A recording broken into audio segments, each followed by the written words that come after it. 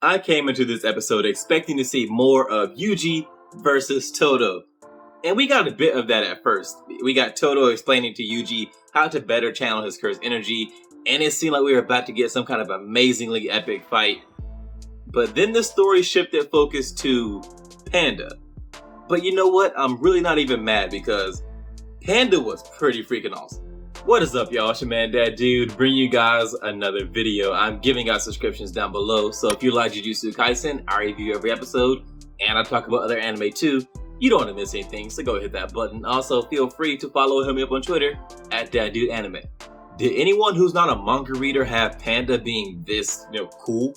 Because I for sure didn't. I thought he was just going to be some kind of comic relief character. Like, I thought he might end up being pretty strong, but I didn't think he would be like cool.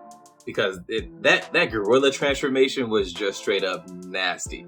Having an ability that makes you super strong for a short amount of time isn't exactly new. We've seen that being used in other anime time and time again, but I do like how it's being implemented here.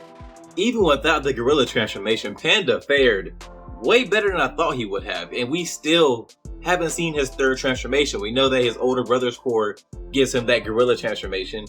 We don't know what his older sister's core gives him, and he was that effective in this episode without that third transformation. That makes me even more excited to see what Maki and the guy who has the cursed voice speech, what is his name? Toge?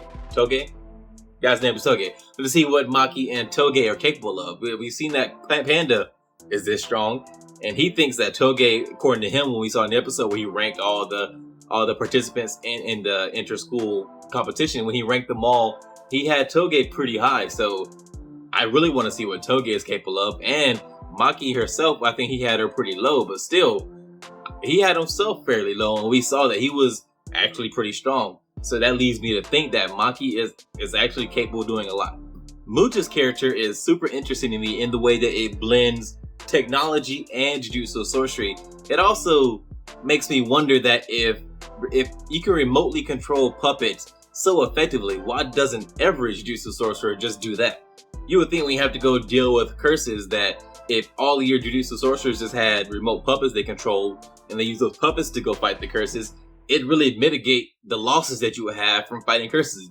You wouldn't have to worry about losing all your high level sorcerers when they go take on these super strong curses if you just sent puppets out.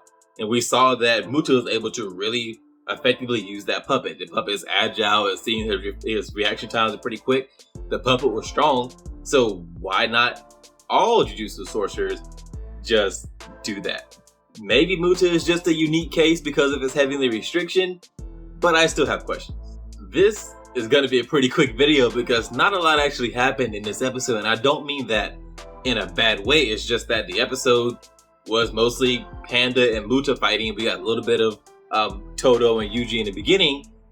That's about it. It was action-packed. The episode was great, but not a lot actually happened for me to get up here and talk about or to break down or anything like that. So I guess I'm going to close this out here soon. I do want to say that in my last video, I mentioned that we need more Todo.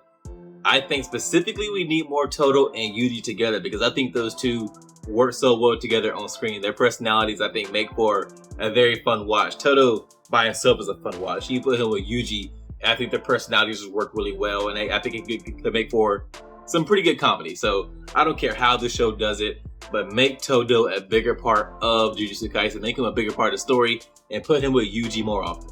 That's all I have for you guys in this one. If you enjoyed this video, go hit that thumbs up, and if you are so inclined, subscribe and share. It would help me out a lot. If you didn't like the video, let me know why in the comments. We can talk about it. I respond to almost everything. Also, feel free to follow him up on Twitter at ThatDudeAnime.